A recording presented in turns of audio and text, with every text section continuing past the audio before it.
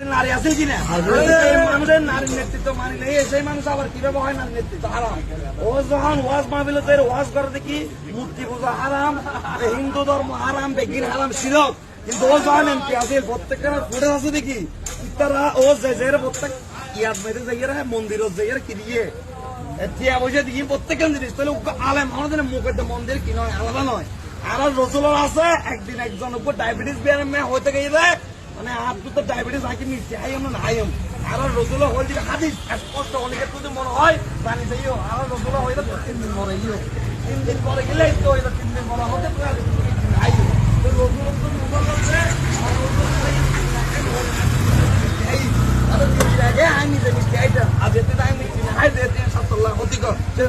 পরামর্শ দিবার আগে